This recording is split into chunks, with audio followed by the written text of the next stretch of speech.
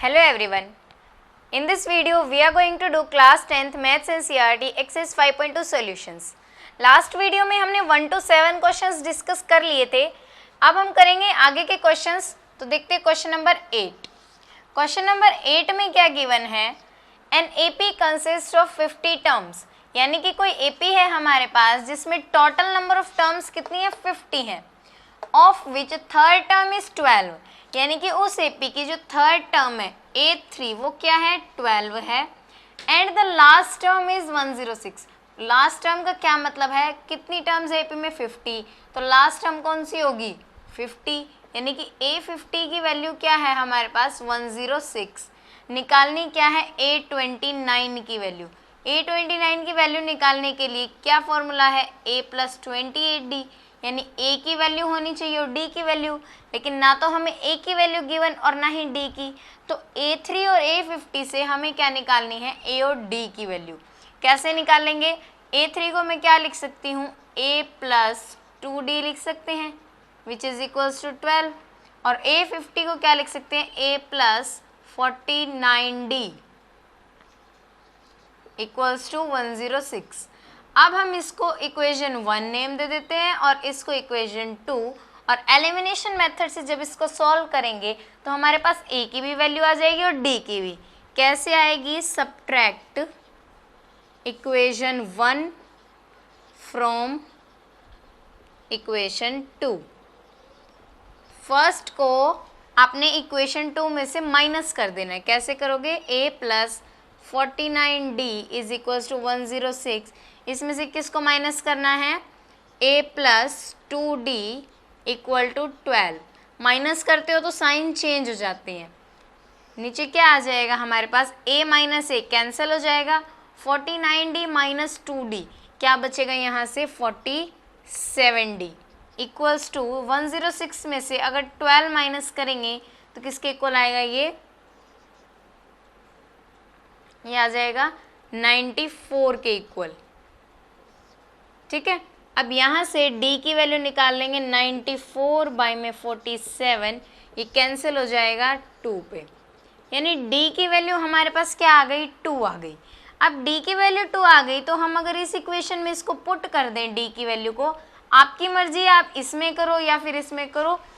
इसमें अगर हम पुट करते हैं तो क्या आ जाएगा हमारे पास? A की वैल्यू आ जाएगी. कैसे? Put D is equals to 2 in equation 1. First equation में पुट करेंगे हम, क्या बन जाएगा? A + 2 × 2 equals to 12. तो यहाँ से A की वैल्यू क्या आ जाएगी? 12 - 4 इक्वल टू 8. A की वैल्यू आ गई 8, D की वैल्यू है हमारे पास. तो अब हम क्या निकाल सकते हैं? A29, यानी कि 29th टर्म निकाल सकते हैं. किसके इक्वल होगी? A + 28D के इक्वल. और A की वैल्यू क्या आई है? 8 + 28 इंटू में D की वैल्यू है 2. इसको सॉल्व करेंगे तो यहाँ से क्या आ जाएगा? 8 + 2 8 16, 1 के 2 56, और यहाँ से क्या आ जाएगा? 64. यानी कि 29th term of this AP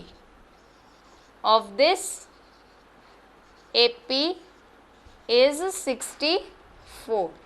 इस AP की 29th टर्म क्या आ गई हमारे पास? 64 आ गई. ओके. अब हम देखते हैं क्वेश्चन नंबर 9. क्वेश्चन नंबर 9 में क्या गिवन है? If the third and the 9th term of an AP are 4 and -8 respectively, यानी कि कोई AP है जिसकी हमें क्या गिवन है? थर्ड टर्म गिवन है. किसके इक्वल? 4 के इक्वल. और उसकी 9th टर्म किसके इक्वल गिवन है? -8 के इक्वल. हमें क्या बताना है? Which term of this AP is 0, यानी कि इस AP की कौन सी टर्म 0 होगी. यानी इस AP की जो टर्म है, यानी nth टर्म है, वो 0 है. हमने मान लिया कि कोई भी टर्म, हमें n की वैल्यू नहीं पता कि कौन सी टर्म है 0, लेकिन हमने मान लिया कि इसकी कोई भी टर्म 0 है. बताना क्या है कि कौन सी टर्म 0 है, यानी कि n की वैल्यू निकालनी है. तो हमारे पास फॉर्मूला क्या होता है n की वैल्यू निकालने के लिए? an is equals to A + n - 1D, ये फॉर्मूला होता है. लेकिन देखो इस फॉर्मूले में पुट करने के लिए an की वैल्यू तो है, लेकिन ना तो A की वैल्यू डी की वैल्यू भी नहीं है और एन तो हमें निकालना ही है, यानी हमें ए और डी की वैल्यू चाहिए। और ए और डी की वैल्यू कैसे निकालेंगे हम? इक्वेशंस बना के और उनका एलिमिनेशन मेथड से। कैसे? A3 को क्या लिख सकते हैं? a प्लस 2d लिख सकते हैं, किसके इक्वल गिवन? 4 के इक्वल। A9 को क्या लिख सकते हैं? a plus 8d is equals to -8। तो इसको इक्वेशन फर्स्ट नाम दे देंगे और इसको इक्वेशन 2। अब क्या करेंगे? एलिमिनेशन मेथड लगाएंगे, subtract equation 1 from equation 2। Equation 2 में से फर्स्ट को क्या कर देंगे? सब्ट्रैक्ट कर देंगे। कैसे करेंगे? a plus 8d is equals to -8। Subtract किसको करना है? a plus 2d is equals to 4। जब माइनस करते हैं तो साइन चेंज हो जाते हैं, a minus a cancel, 8d minus 2d किसके इक्वल आ जाएगा? 6d। -8 -4 क्या आ जाएगा? माइनस का 12। तो ऐसे d की वैल्यू आ जाएगी, ये 6 यहाँ डिवाइड में चला जाएगा, d की वैल्यू क्या आ जाएगी यहाँ से? -2। अब d की वैल्यू को अगर हम इक्वेशन फर्स्ट में पुट कर दें तो हमारे पास a की वैल्यू आ जाएगी। कैसे? Put d is equals to -2 in equation 1। First equation में d की वैल्यू पुट करेंगे तो क्या आ जाएगा? a plus 2 into -2 equal to 4। यहाँ से क्या बन जाएगा? 2 इंटू -2 क्या बनेगा? -4। तो 4 प्लस 4, क्योंकि यहाँ -4 है, इधर जाके प्लस का 4 हो जाएगा, तो किसके इक्वल आ जाएगा? 8 के इक्वल। तो यहाँ से d की वैल्यू आ गई, a की वैल्यू आ गई। अब हमारे पास जो फॉर्मूला था an is equals to a plus n minus 1d, इसमें पुट कर दे सारी वैल्यूज़ तो हमारे पास आ जाएगा n की वैल्यू, और यही हमें निकालना है। an क्या है? 0, a की वैल्यू आई 8 प्लस n माइनस 1, d की वैल्यू आई -2। यहाँ से सॉल्व करेंगे इसको, ये 8 यहाँ जाएगा तो क्या हो जाएगा? -8 is equals to n minus 1 -2। यहाँ क्या आ जाएगा? -8, और ये -2 यहाँ पे आएगा तो क्या हो जाएगा? Divide is equals to n minus 1। Minus से माइनस कैंसिल, 2 4 ज़र 8, 4। ये इधर का -1 यहाँ आएगा तो +1 इज इक्वल्स टू n, तो क्या आ गया? 5। सो फिफ्थ टर्म, यानी कि इस AP की जो फिफ्थ टर्म होगी वो क्या होगी? 0। Fifth term of this AP is 0। ठीक है, तो अब हम देखते हैं क्वेश्चन नंबर 10। क्वेश्चन नंबर 10 में क्या गिवन है?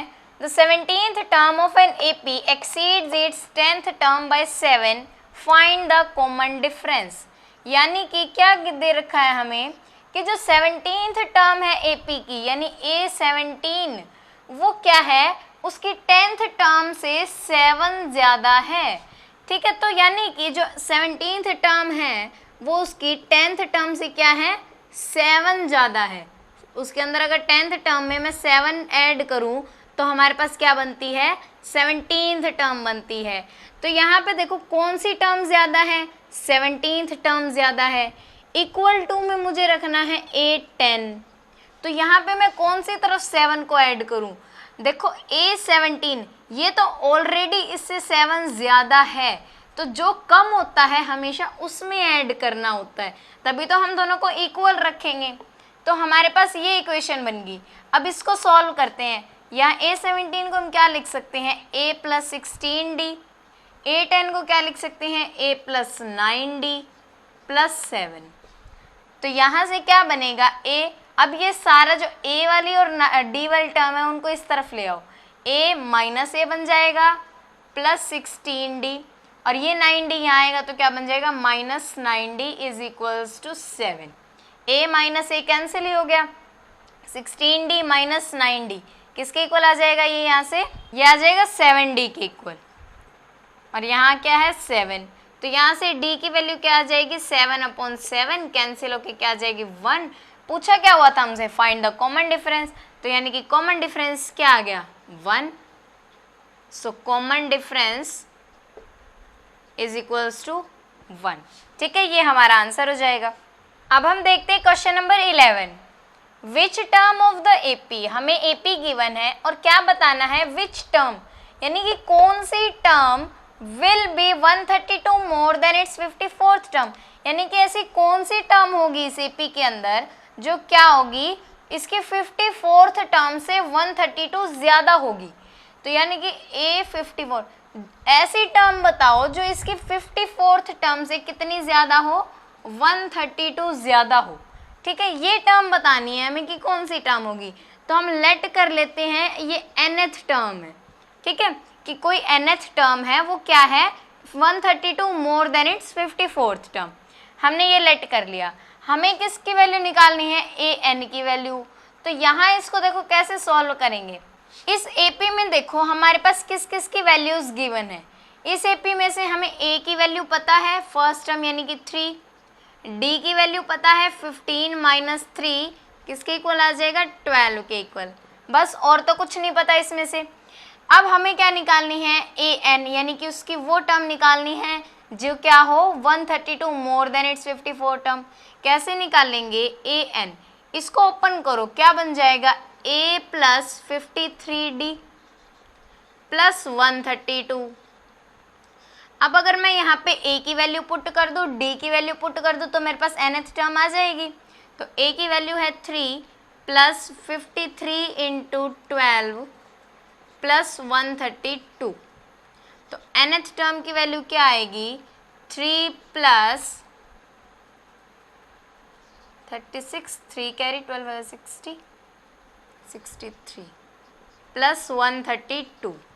तो यहाँ से nth टर्म की वैल्यू क्या आ जाएगी, इन सबको क्या कर देंगे, ऐड कर देंगे। 3 6 9 10 11 1 7 7। तो nth टर्म हमारे पास क्या आ गई, 771। हमें क्या बताना है, विच टर्म, यानी कि ये टर्म तो हमें पता लग गई कि वो 771 होगी जो क्या है 132 मोर देन इट्स 54 टर्म। लेकिन हमें क्या बताना है, विच टर्म, यानी कि ये n की वैल्यू बतानी है कि ये कौन से नंबर की टर्म होगी, विच टर्म। तो यहाँ कैसे निकालेंगे which term, an is equals to a plus n minus 1d। ये फॉर्मूला है हमारे पास। an की वैल्यू क्या आई है 771, a की वैल्यू है 3 प्लस n माइनस 1, d की वैल्यू कितनी है 12। तो 771, ये 3 आ जाएगा तो क्या हो जाएगा माइनस, और यहाँ क्या बच गया n माइनस 1 इंटू 12। यहाँ पे क्या बन जाएगा 771 माइनस 3 करेंगे तो यहाँ बन जाएगा 768 is equals to n minus 1 into 12। अब ये 12 यहाँ मल्टीप्लाई में है, इधर आएगा तो क्या हो जाएगा divide, is equals to n minus 1। ठीक है, इसको कैंसिल करेंगे, किससे कैंसिल होगा ये, 2 6 ज़र 12, 2 3 ज़र 6, 2 8 ज़र 16, 2 4 ज़र 8, 6 1 ज़र 6, 6 6 ज़र 36, 6 4 ज़र 24, क्या आ गया 64। ये माइनस का 1 इधर आएगा तो क्या हो जाएगा plus 1 is equals to n। तो यहाँ क्या आ गया 65 इज इक्वल्स टू n। तो यानी कि विच टर्म ऑफ एपी, कौन सी टर्म 132 मोर देन 54 टर्म होगी, 65 टर्म, 65th टर्म। ठीक है, ये हमारा क्या हो जाएगा आंसर। ओके, अब हम देखते हैं क्वेश्चन नंबर 12। क्वेश्चन नंबर 12 में क्या गिवन है, 2 APs have the same common difference. 2 AP हैं जिनका कॉमन डिफरेंस क्या है, सेम है। आगे क्या है, the difference between their 100th term is 100, और उनकी जो 100th टर्म है दोनों की, उनका डिफरेंस कितना है 100। हमें क्या बताना है, what is the difference between the 1000th term. तो पहले तो हम 2 AP लेट करते हैं, लेट फर्स्ट AP हमने लेट कर ली a plus d, a plus 2d and so on. Second AP क्या लेट करेंगे, सेकेंड AP देखो, सेकेंड AP के लिए इन्होंने क्या कहा है कि जो 2 AP है उनका कॉमन डिफरेंस सेम है, यानी कि टर्म्स तो अलग अलग होंगी, इसमें a टर्म है, इसमें कुछ और टर्म होंगी AP में b लेट कर लेते हैं, लेकिन डिफरेंस इनका सेम है, डिफरेंस d ही रहेगा। b plus 2d। ठीक है, तो ये दो AP हमारे पास बन जाएंगी। अब क्या करना है, और क्या गिवन है हमें, A100 माइनस B100। क्या मतलब कि जो उनकी 100th टर्म है दोनों की, फर्स्ट AP की और सेकंड AP की जो 100th टर्म है, फर्स्ट AP की यानी A100, सेकंड AP की यानी कि B100, वो उनका जो डिफरेंस है वो किसके इक्वल है, 100 के इक्वल है। तो यहाँ से A100 किसके इक्वल हो जाएगी, A प्लस 99D के, माइनस B100 को क्या लिख सकते हैं, B plus 99D is equals to 100। ये ब्रैकेट ओपन करेंगे तो क्या बन जाएगा, A plus 99D minus B minus 99D is equals to 100। 99D positive minus 99D cancel हो जाएंगे, क्या आ जाएगा यहाँ से, A minus B is equals to 100। ठीक है, ये हम इक्वेशन 1 बना लेते हैं। अब हमें पूछा क्या है, what is the difference between their 1000th term, यानी कि जो 1000 टर्म होंगी AP की उनके बीच का डिफरेंस बताओ, यानी कि A1000 माइनस B1000 किसके इक्वल होगा ये बताना है। तो देखो A1000 को क्या लिख सकते हैं, A plus 999D minus B plus 999D। ठीक है, ये किसके इक्वल आ जाएगा, यहाँ से A plus 99D, bracket open करेंगे तो माइनस B, बाहर माइनस है तो अंदर के साइन चेंज। अब ये पॉजिटिव का है, यहाँ पे 999, ये पॉजिटिव है ये नेगेटिव है, तो ये दोनों क्या हो जाएंगे, कैंसिल। यहाँ से क्या आ जाएगा, A माइनस B। अब देखो फर्स्ट इक्वेशन में A माइनस B की वैल्यू क्या आई थी, 100 आई थी, तो यहाँ क्या करेंगे हम, फ्रॉम इक्वेशन 1, इक्वेशन 1 से क्या आई थी, A minus B is equals to 100 थी, तो यहाँ पे भी क्या वैल्यू पुट कर देंगे, 100 पुट कर देंगे। और यहाँ 100 पुट करने का क्या मतलब है कि A1000 माइनस B1000 किसके इक्वल आ गया, 100 के इक्वल। A1000 माइनस B1000 किसके इक्वल आ गया, 100 के इक्वल, यानी कि जो इसके 1000th टर्म होगी उसके बीच का डिफरेंस भी कितना होगा, 100 ही होगा। ओके, अब हम देखते हैं question number 13, how many 3 digit numbers are divisible by 7, यानी कि कितने 3 डिजिट नंबर ऐसे होंगे जो 7 से डिविजिबल होंगे। तो 3 डिजिट नंबर कहाँ से शुरू होते हैं, 100 से, और कहाँ तक जाते हैं, 999 तक। हमें सिर्फ वही 3 डिजिट नंबर लेने हैं जो किससे डिविजिबल हो, 7 से। तो हम इसकी अगर AP बनाएंगे तो उस AP में हम सिर्फ वही नंबर लिखेंगे जो क्या होंगे, 7 से डिविजिबल। तो 100 के बाद पहला नंबर कौन सा होगा जो 7 से डिविजिबल हो, तो चेक करके देखते हैं, क्या 101 होगा, नहीं, 102 भी नहीं है 7 से डिविजिबल। यहाँ पे सीधा क्या नंबर डिविजिबल आएगा, 105। ये आप डिवाइड करके चेक कर सकते हैं, फर्स्ट नंबर क्या आएगा, 105, 105 7 से डिविजिबल है। नेक्स्ट नंबर आप अपने आप निकाल सकते हो, नेक्स्ट के लिए आपको हर बार डिवाइड करने की जरूरत नहीं है। क्यों, नेक्स्ट के लिए अब इसके अंदर मैं 7 ऐड कर दूंगी तो ये डिविजिबल होगा, 7 ऐड करूंगी तो 112 आ जाएगा, फिर से 7 ऐड कर दूंगी 119 आ जाएगा, एंड सो ऑन। और लास्ट नंबर क्या होगा जो 7 से डिविजिबल हो, देखो लास्ट हमारे पास दे रखे 999, इसको 7 से डिवाइड करके देखो क्या आ जाएगा, 7 1 ज़ा 7, 29, 7 4 ज़ा 28, 19, 7 2 ज़ा 40, क्या बच गया नीचे, 5 रिमाइंडर बच गया। अगर मैं ये रिमाइंडर इस डिविडेंड में से माइनस कर दूं, 999 माइनस 5 कर दूं तो क्या आ जाता है, 994। यानी अगर मैं ये रिमाइंडर पहले से ही इसमें से माइनस कर दूं तो मेरे पास रिमाइंडर बचेगा ही नहीं। अगर अब मैं 994 को 7 से डिवाइड करके देखती हूँ तो ये कंप्लीट डिवाइड होगा, 7 1 ज़ा 7, 29 आ जाएगा, 7 4 ज़ा 28, 14 बच गया, 7 2 ज़ा 14। ठीक है, यानी क्या मतलब कि जो रिमाइंडर आए आप उसको पहले से इसके अंदर से माइनस कर दो, रिमाइंडर को माइनस करके जो बचता है माइनस करके हमारे पास क्या बचा 994, तो वही हमारा क्या हो जाएगा, लास्ट नंबर आ जाएगा एपी का, यानी कि लास्ट टर्म आ जाएगी एपी की जो कि 7 से डिविजिबल है, क्या आ जाएगी 994 आ जाएगी। ठीक है, अब ये एपी दे रखी है, हमें क्या निकालना है, हाउ मैनी 3 डिजिट नंबर, तो हाउ मैनी जब भी निकालना तो यानी कि हमें एन की वैल्यू निकालनी कि कितने नंबर 7 से डिविजिबल हैं। तो एपी की वैल्यू, एपी के अंदर देखो क्या गिवन है, हमें ए की वैल्यू गिवन है 105, डी की वैल्यू गिवन है 112 माइनस 105 किसके इक्वल आ जाएगा 7 के इक्वल। ए है, डी है, एन नहीं है हमारे पास, और ए एन यानी कि इसकी जो लास्ट टर्म आई है एनथ वैल्यू वो क्या है 994। ठीक है, तो इसको हमारे पास फॉर्मूला क्या होता है, a n is equals to a plus n minus 1 d, इसमें पुट कर देंगे। ए एन की वैल्यू क्या है 994। ठीक है, ए की वैल्यू हमें क्या गिवन है 105